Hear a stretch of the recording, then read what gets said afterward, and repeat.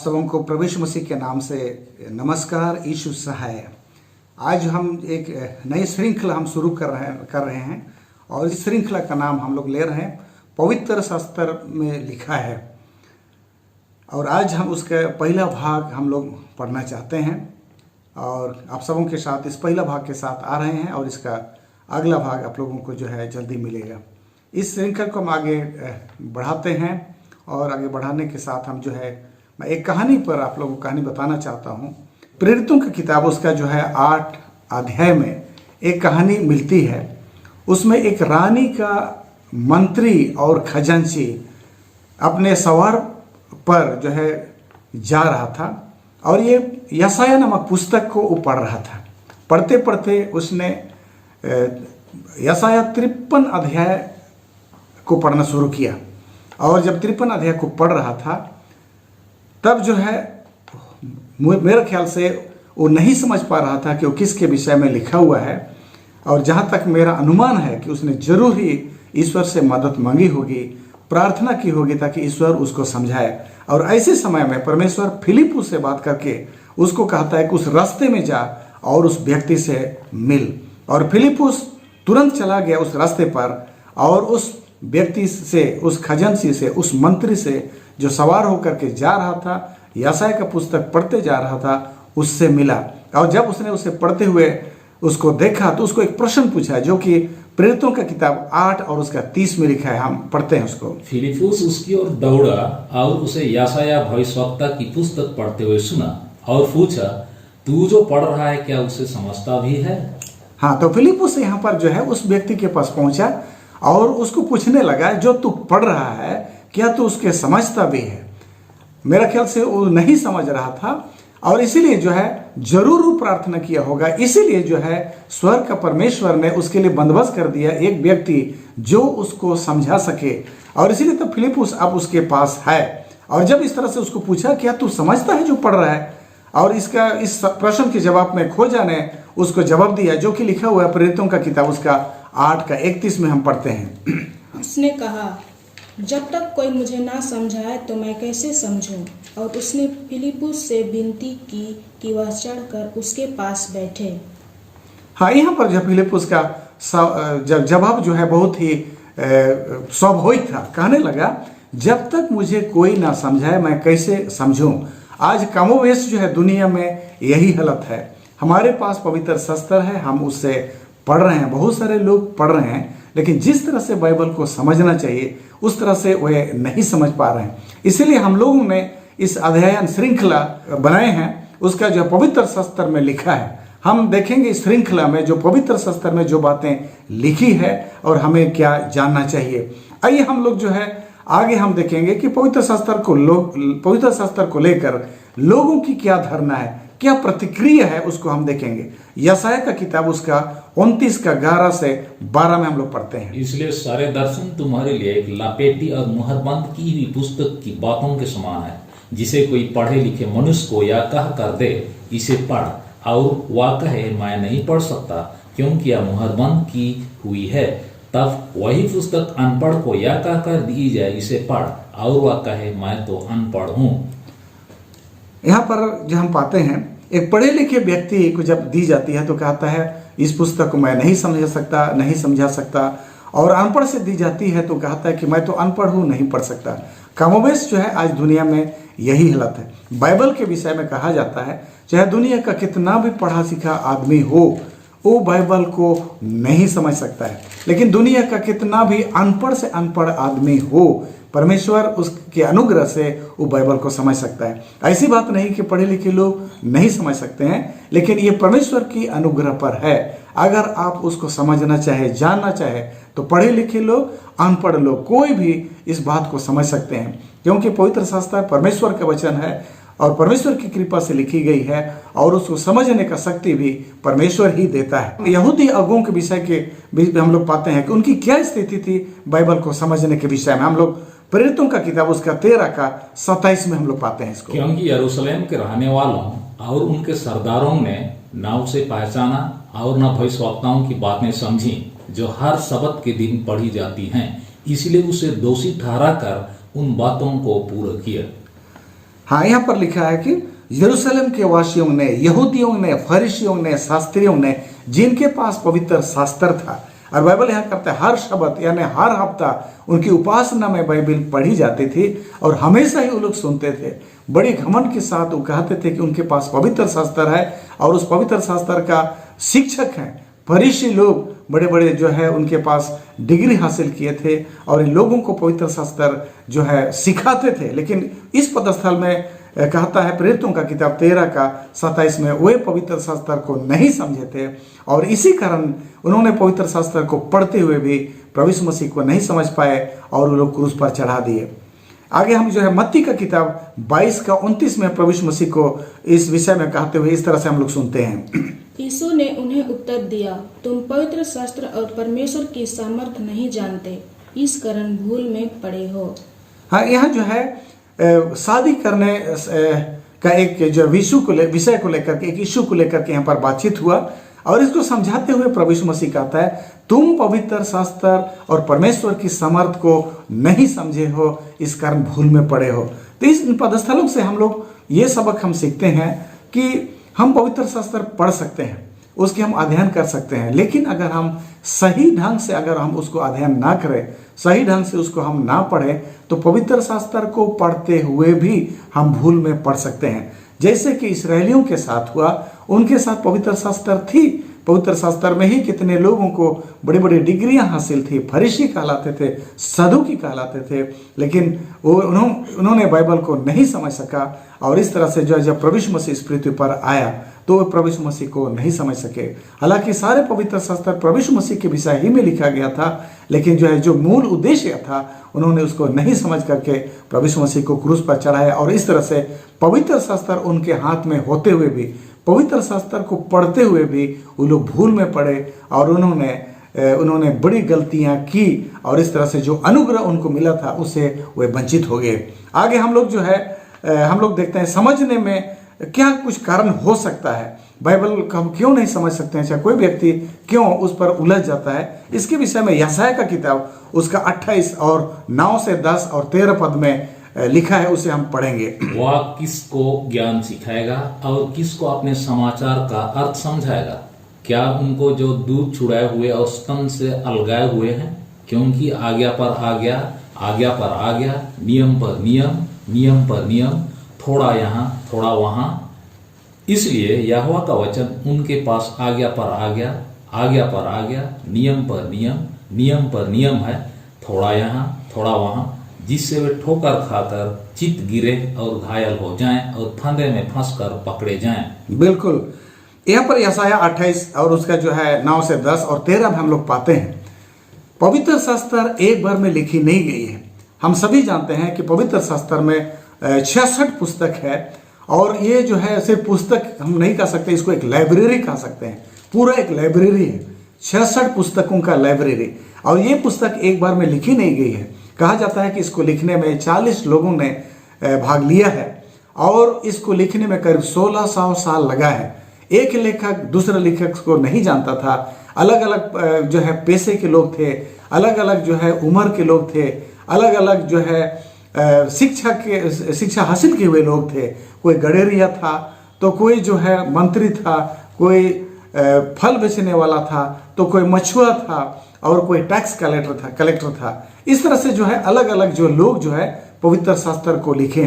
तो बाइबल कहता है कि जो परमेश्वर का वचन नियम पर नियम, नियम पर नियम, नियम पर नियम आते चला गया। 1600 साल तक ये बाइबल जो है रह रह करके आते चला गया, नियम पर नियम, नियम पर नियम, नियम पर नियम, थोड़ा यहाँ थोड़ा वहाँ, थोड़ा यहाँ थोड़ा वहाँ। तो इस तरह से जो है बाइबल में परमेश्वर की सच्चाई किसी एक जगह पर लिखा हुआ नहीं है। किसी एक पदस्थल को पढ़ करके हम कोई निष्कर्ष नहीं निकाल सकते हैं। जब बाइबल हमें समझना है तो संपूर्ण बाइबल को हमें देखना पड़ेगा और संपूर्ण बाइबल से बाइबल के जो किसी भी विषय का जो एक शिक्षा है, उन कड़ियों को जब तक हम नहीं जोड़ेंगे हम परमेश्वर के जो है शिक्षा को हम समझ नहीं सकते हैं। इसलिए बाइबल यहाँ पर कहता है थोड़ा यहाँ थोड़ा वहाँ ये लिखी गई। बाइबल खुद कहता है कि परमेश्वर का वचन एक जगह लिखा हुआ नहीं है, पूरे पवित्र शास्त्र यानी 66 पुस्तकों में जो है शिक्षा की बातें बिखरी हुई है और किसी बात को समझने के लिए उन सारी बिखरी हुई बातों को, उन कड़ी को हमें जोड़ना पड़ता है।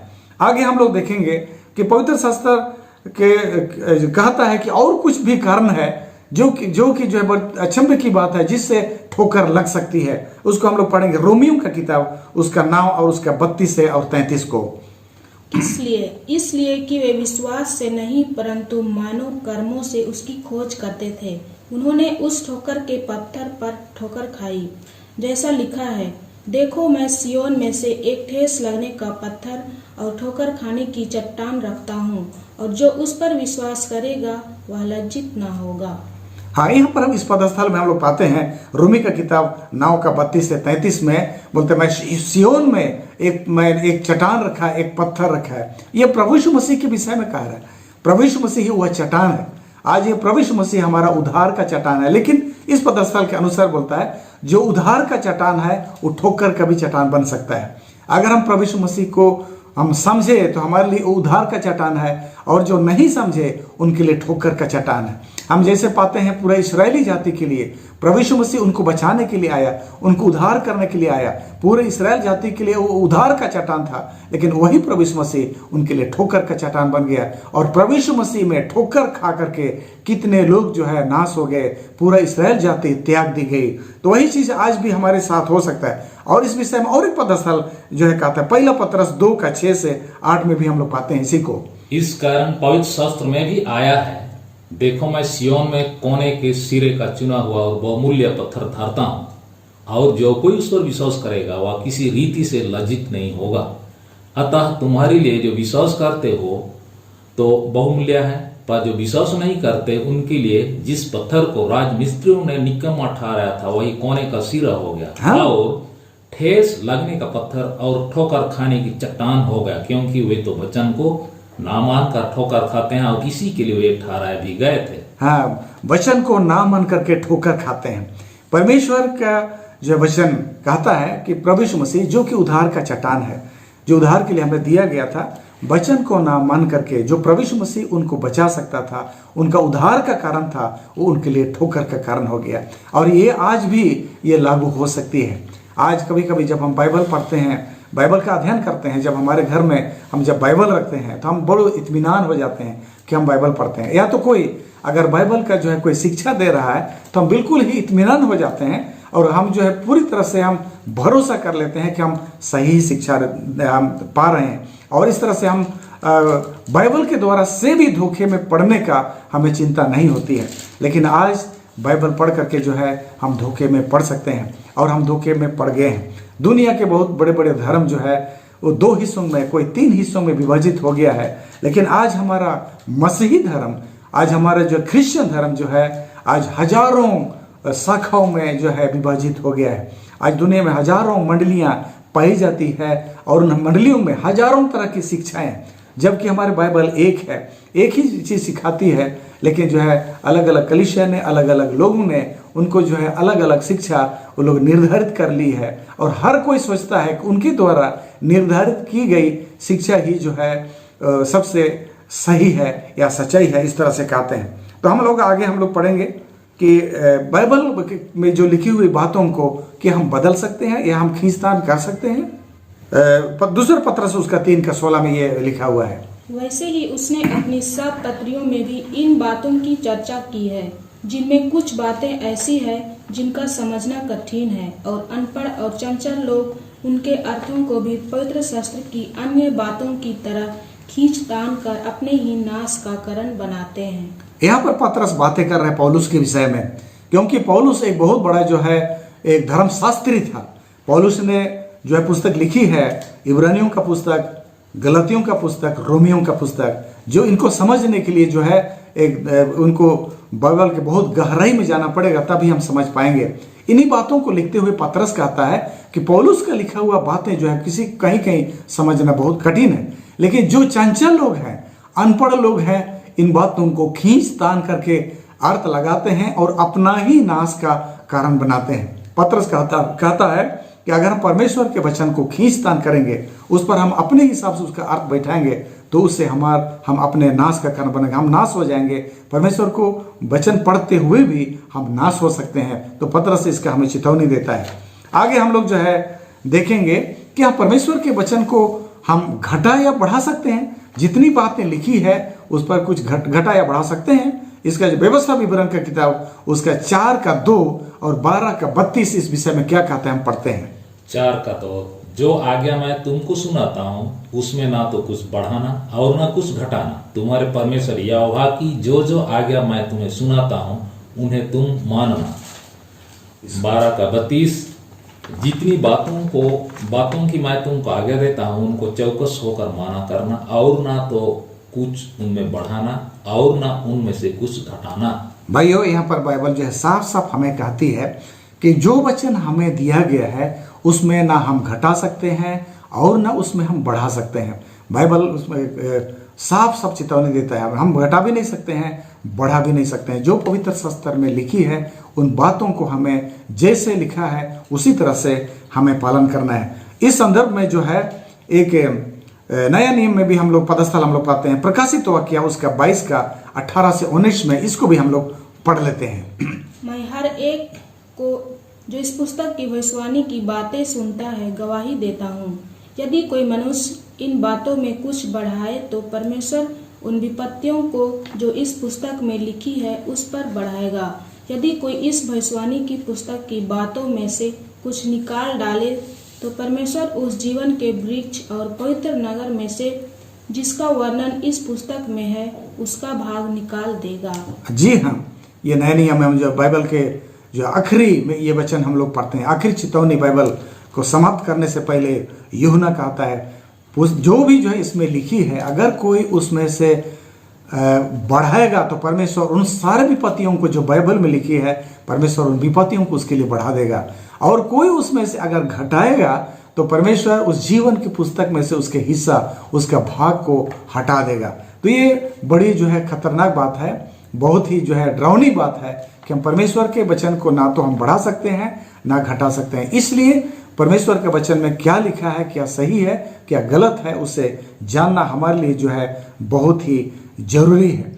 क्या हम बाइबल में जो है कुछ अपना शिक्षा हम जोड़ सकते हैं, अपना शिक्षा हम जोड़ सकते हैं, अपना आइडिया जोड़ सकते हैं? इस विषय में मत्ती का किताब उसका 15:9 हमें इस तरह से कहता है। और ये व्यर्थ मेरी उपासना करते हैं क्योंकि मनुष्यों की विधियों को धर्मोपदेश करके सिखाते हैं। यहाँ बोलता है ये व्यर्थ मेरी उपासना करते हैं क्योंकि मनुष्य की विधियों को धर्म उपदेश करके सिखाते हैं। अगर पवित्र शास्त्र में अपने कलीसिया में अपने मंडलियों में अगर जो है अपने मंडलियों को सुंदरता देने के लिए या तो उसको सहूलियत देने के लिए चाहे किसी भी दृष्टिकोण से अगर कुछ बातें हम जो है कुछ विधियों को अगर हम जोड़ दिए हैं और उन जोड़ा हुआ विधियों को लेकर के अगर हम अपने कलीसिया अपने लोगों को सिखा रहे हैं तो कहता है ये व्यर्थ जो है मेरी उपासना करते हैं।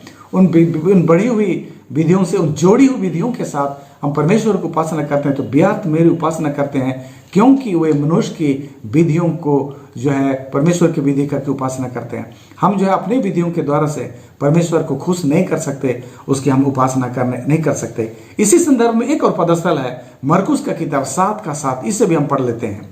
ये व्यर्थ मेरी उपासना करते हैं क्योंकि मनुष्यों की आज्ञाओं को धर्मोपदेश करके सिखाते हैं। हाँ, यहाँ पर बोलता है ये व्यर्थ मेरी उपासना करते हैं क्योंकि मनुष्य की आज्ञाओं को धर्म उपदेश करके सिखाते हैं। भाइयों, हम इसमें कोई जोड़ नहीं सकते हैं, हम अपना आज्ञा नहीं जोड़ सकते, अपने विचार नहीं जोड़ सकते हैं। अपने हो सकता है वो शिक्षा कितना ही सुंदर हो, वो शिक्षा कितना ही अच्छा लगे, कितना मधुर लगे और कितना ही जो है समाज के लिए अच्छा भी लगे, लेकिन अगर हम परमेश्वर के वचन में अगर अपने तरफ से अगर हम जोड़े हैं तो बाइबल कहते हैं व्यर्थ मेरी उपासना करते हैं। ऐसी उपासना से हमारी कोई उन्नति, हमारी कोई फायदा हमारा होने वाला नहीं है। हम जो है इस विषय पर हम आगे हम समझेंगे। तो परमेश्वर के वचन को जब इस तरह से बातें हैं ना हम उसमें जोड़ सकते हैं ना हम घटा सकते हैं, और हम किस तरह से बाइबल को समझेंगे, किस तरह से हम बाइबल के सही शिक्षा को हम समझ सकते हैं, इसके विषय में बाइबल क्या सलाह देती है। आइए हम लोग पढ़ते हैं यशायाह का किताब उसका 34:16 को। यहोवा की पुस्तक से ढूंढ कर पढ़ो, इनमें से एक भी बात बिना पूरा हुए ना रहेगी, कोई बिना जोड़ा ना रहेगा, क्योंकि मैंने अपने मुंह से आज्ञा दी है और उसी की आत्मा ने उन्हें इकट्ठा किया है। बाइबल पढ़ने का सबसे अच्छा तरीका है किसी भी विषय लेकर के संपूर्ण बाइबल से ढूंढ करके उसको पढ़ना। ऐसे बाइबल जो है पढ़ने का 3 तरीका हो सकता है। बहुत सारे लोग अगर बाइबल को पढ़ना चाहते हैं, सीखना चाहते हैं तो पहला तरीका है कि आप बाइबल को उत्पत्ति से लेकर के प्रकाशित वाक्य तक किसी पाठ्य पुस्तक की भांति आप उसको पढ़ लीजिए और उस पुस्तक को जो है पढ़ करके खत्म कीजिए और संपूर्ण बाइबल में क्या लिखा है कम से कम उसका सारा जानकारी ले लीजिए। ये एक तरीका है बाइबल पढ़ने का। एक तरफ से पढ़ते चले जाइए, उत्पत्ति से लेकर के प्रकाशित वाक्य तक उसको पढ़ते चले, ये एक उपाय है। दूसरा तरीका है कि आप हर रोज बाइबल का किसी एक चैप्टर पढ़िए, किसी एक पैराग्राफ पढ़िए या किसी एक पदस्थल पढ़िए और उसमें जो अच्छी शिक्षा है उसको आप ले जाइए। लेकिन बाइबल को समझने का तरीका है बाइबल में ढूंढ करके पढ़ना, कोई भी चीज को खोजना, क्योंकि बाइबल जो है 66 पुस्तकें हैं और जैसे हम यशायाह 28 में अभी हमने पढ़ा था उसका 9 से 10 में, वहां पर कहता है परमेश्वर का वचन थोड़ा यहाँ थोड़ा वहां लिखा हुआ है, सारे तरफ बिखरी हुई है और इसलिए किसी एक विषय को अगर समझना है तो बाइबल में उसको ढूंढ करके पढ़ना है। तो इसलिए यशायाह 34:16 कहता है पवित्र शास्त्र में ढूंढ करके पढ़ो। तो ये जो है सर्वश्रेष्ठ उपाय है। अगर जो है उस तरह से हम जो है बहुत सारे लोग पढ़ते हैं बाइबल को, कोई एक चैप्टर पढ़ते हैं, अगर कोई एक पैराग्राफ पढ़ते हैं और इस तरह से वो लोग संतुष्ट रह जाते हैं। लेकिन इसको अगर मैं कहूँगा तो इसको हम लोग जो एक चटनी से हम लोग तुलना कर सकते हैं। जैसे भोजन के समय में चटनी हम लोग ले लेते हैं इस तरह से स्वाद बढ़ाने के लिए, इस तरह से आपका स्वाद बढ़ा सकता है, लेकिन चटनी आपका पेट नहीं भर सकता है। आपका जो है परमेश्वर के वचन को अगर रोटी के रूप में आपको लेना है, भरपेट लेना है, तो उसको आपको परमेश्वर का वचन को ढूंढ करके पढ़ना है, रिसर्च करना है, उसको पड़ताल करना है। आज दुनिया के बहुत सारे लोगों ने ढूंढ पड़ताल किया, ऑक्सीजन को ढूंढ करके निकाला और उसी तरह से जो है लोगों ने एनेस्थीसिया को ढूंढ करके निकाला, लोगों ने जो है हवा में जो है विद्युत का तरंग चलती है और उसमें जो है रेडियो का तरंग आ सकती है, इन सारी चीजों को ढूंढा। उसी तरह से बाइबल में भी सच्चाई को हमें ढूंढना पड़ता है। आइए हम लोग जो है आगे हम लोग देखेंगे कि जब अवसर आया, जब समय आया लोगों को समझाने का, तो विभिन्न लोगों ने लोगों को बाइबल कैसे समझाया और कैसे लोग समझे उसका हम उदाहरण देखते हैं। जब प्रभु यीशु मसीह को समझाने का जरूरत पड़ा अपने चेलों को, तो कैसे समझाया, लूका का किताब उसका 24:27 में हम लोग पढ़ते हैं इसको। तब उसने मूसा से और सब भविष्यवक्ताओं से आरंभ करके सारे पवित्र शास्त्र में से अपने विषय में लिखी बातों का अर्थ उन्हें समझा दिया। हाँ, यहाँ पर हम लोग पाते हैं जिस दिन प्रभु यीशु मसीह कब्र से जी उठा, 2 चेले जो है उस दिन जो है एमाउस को चले गए और सौभाग्य से प्रभु यीशु मसीह भी उनके साथ गया और रास्ते में उनसे बातें करने लगा। और ये 2 चेले यीशु मसीह को नहीं समझे, नहीं पहचाने, लेकिन जो है प्रभु यीशु मसीह उनके साथ हो लिया। और जब प्रभु यीशु मसीह के विषय में बातें हो रही थी तो प्रभु यीशु मसीह ने मूसा के पुस्तक से आरंभ करके, उत्पत्ति के पुस्तक से आरंभ करके, उस समय पुराना नियम केवल था, उस समय मलाकी तक पढ़ करके उसने सारे पवित्र शास्त्र में से जहां जहां प्रभु यीशु मसीह के विषय में लिखा है उन सारे बातों को उनको समझा दिया। जरूर उनको समझाया होगा यशायाह का पुस्तक उसका 7:14 में कि प्रभु यीशु मसीह एक कुंवारी से पैदा होगा। भजन संहिता उसका जो है 22 अध्याय से समझाया होगा कि प्रभु यीशु मसीह के हाथों और कीलों में उसके जो है हाथों में कील लगना जरूरी था। उसी प्रकार से उसके कपड़े को लोटरी डाल करके जो है उसको बांटना जरूरी था। वो भजन संहिता 22 अध्याय में लिखी है। उसी तरह से हम लोग मीका 5:2 में पाते हैं कि प्रभु यीशु मसीह बेथलेहम में पैदा होगा। जकरिया का पुस्तक में हम पाते हैं कि प्रभु यीशु मसीह को 30 रुपया में बेचा जाएगा। उसी पुस्तक में हम पाते हैं कि प्रभु यीशु मसीह गधे में सवार होकर के यरूशलेम में प्रवेश करेगा। ये सारी बातें निश्चय ही उसने समझाया होगा। और जब इस तरह से सारे पवित्र शास्त्र से इन 2 चेलों को समझाया तो 2 चेले प्रभु यीशु मसीह के विषय में पूरी तरह से समझ गए। और जब इस तरह से वो खाना खा रहे थे तो उन्होंने प्रभु यीशु मसीह को पहचाना और इस तरह से जो है वो चेले उसी दिन वापस लौट गए बहुत खुशी से, क्योंकि उन्होंने वे जो है प्रभु यीशु मसीह को अब ठीक ठीक वो लोग समझ चुके थे। तो इस तरह से हम लोग आगे हम लोग पढ़ते हैं। जब पौलुस जब लोगों को समझाता था तो किस तरह से लोगों को समझाता था। 1 कुरिन्थियों का किताब उसका 2:13 में हम इस पदस्थल को पाते हैं। जिनको मनुष्यों के ज्ञान की सिखाई हुई बातों में नहीं परंतु आत्मा की सिखाई हुई बातों में आत्मिक बातों से मिला कर सुनाते हैं। हाँ, पौलुस यहाँ क्या कहता है, मैं आत्मिक बातें मिला करके सुनाते हैं। पौलुस जो है लोगों को जब समझाया तो उसने भी एक वचन को दूसरे वचन के साथ, तीसरे वचन, चौथे वचन, इस तरह से जो है पौलुस जो है लोगों को मिला मिला करके उनको सुने। आत्मिक बातों के साथ उनको मैं मिला मिला करके सुनाते हैं, कहता है 1 कुरिन्थियों 2:13 के हिसाब से। जब पौलुस लोगों को जगह जगह समझाने लगा और समझाते हुए जब उसने बीरिया पहुंचा, तो पौलुस के समझाने पर बीरिया के लोगों ने कैसे प्रतिक्रिया व्यक्त की, इस विषय को हम लोग प्रेरितों का किताब उसका 17 का 10 और 11 में हम लोग पाते हैं। भाइयों ने तुरंत रात ही रात पौलुस और सिलास को बिरिया भेज दिया और वे वहां पहुंचकर यहूदियों के आराधनालय में गए। ये लोग तो थिस्सलुनीके के यहूदियों से भले थे और उन्होंने बड़ी लालसा से वचन ग्रहण किया और प्रतिदिन पवित्र शास्त्रों में ढूंढते रहे कि ये बातें यूं ही है कि नहीं। हाँ, यहाँ पर पौलुस जब बिरिया के लोगों को जब सुसमाचार सुनाया, बिरिया के लोगों को मैं शाबाशी देता हूँ, जब उन्होंने पौलुस का संदेश को सुना जो प्रभु यीशु मसीह के विषय में प्रचार कर रहा था, तो उनके विषय में बाइबल कहती है बिरिया के लोग जो है वो प्रतिदिन पवित्र शास्त्र से ढूंढते रहे, खोजते रहे कि जो पौलुस जो शिक्षा दे रहा है वो बाइबल में वैसा ही है कि नहीं।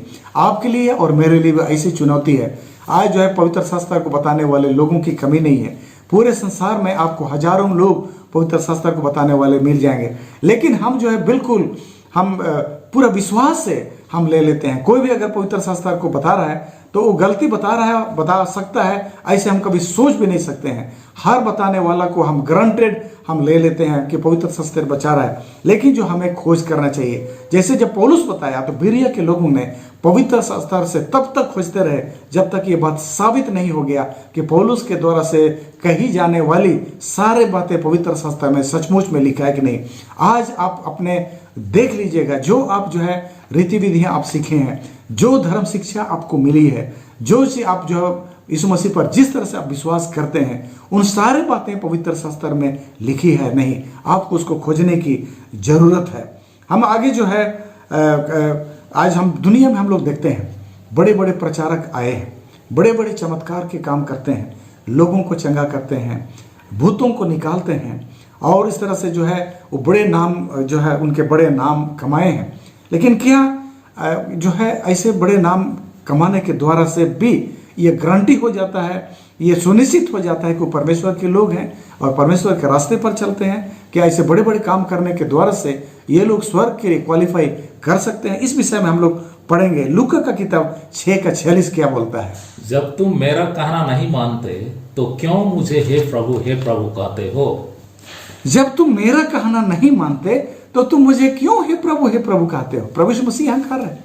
प्रभु यीशु मसीह यही कहना चाहता है, अगर हम परमेश्वर का पूरी तरह से कहना नहीं मानते, 100% उसका कहना नहीं मानते, तो प्रभु यीशु मसीह को हम प्रभु यीशु मसीह नहीं चाहता है कि हम उसको हे प्रभु कहें। अगर हम उससे हे प्रभु कहते हैं तो परमेश्वर के सारे बातों को 100% उस बातों को हम माने, तो जो है हमारी जो उपासना सही मायने में हम परमेश्वर की उपासना कर रहे हैं। लेकिन अगर हम परमेश्वर के वचन को नहीं मानते हैं और उसे हम हे प्रभु कहते हैं, तो परमेश्वर खुद हमें मना कर रहा है कि हम हे प्रभु कहना हम बंद कर दें।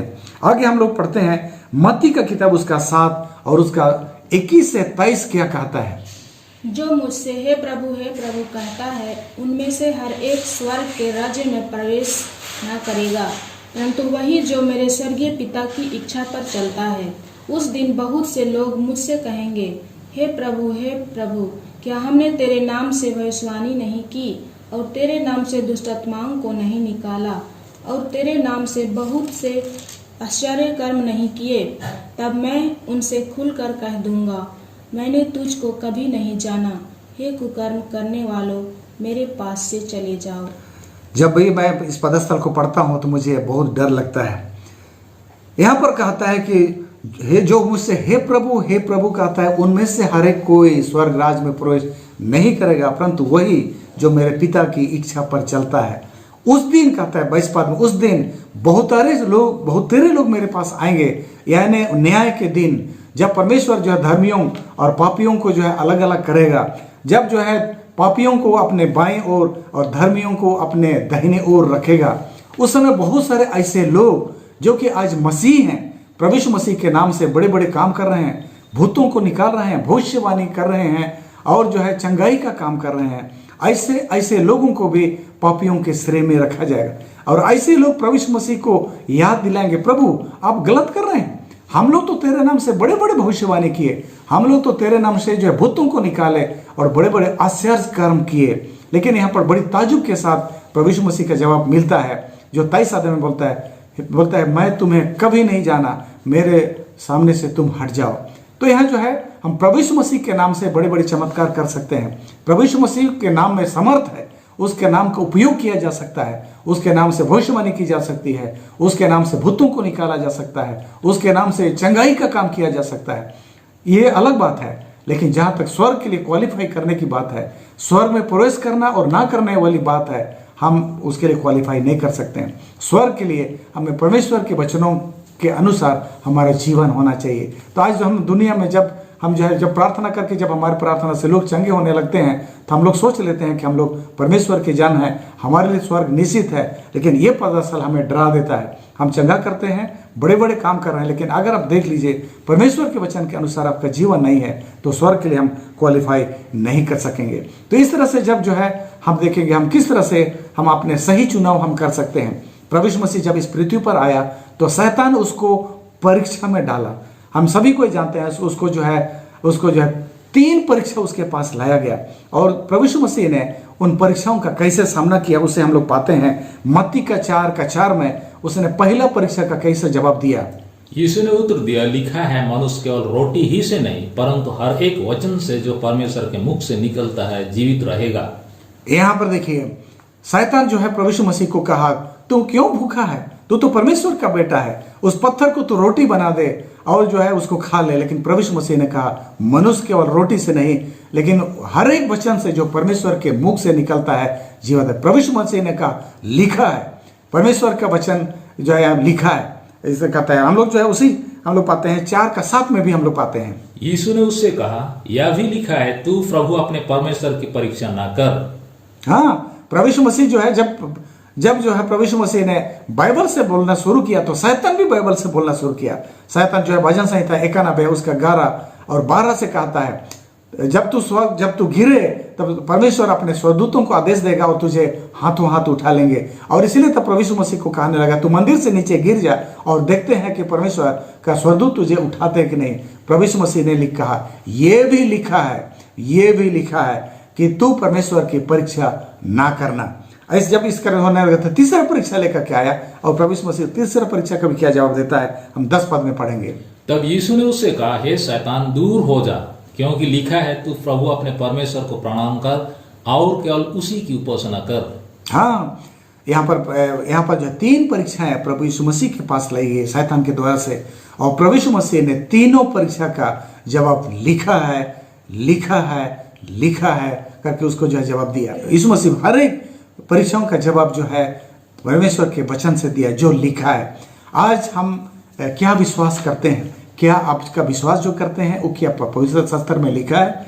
क्या आप लिखी हुई बातों को मानते हैं, या आप कोई परंपरा को मानते हैं, या कोई लोकप्रिय बातों को आप मानते हैं?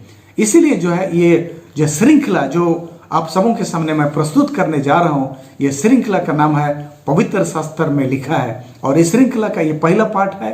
उसके बाद जो है आपको दूसरा, और उसके बाद उसी तरह से आपको लगातार आपको जो है 15 पार्ट आपको मिलते रहेंगे। तो आप इस श्रृंखला में बने रहिए ताकि जो है मैं आपको पवित्र शास्त्र में पढ़ा सकूं।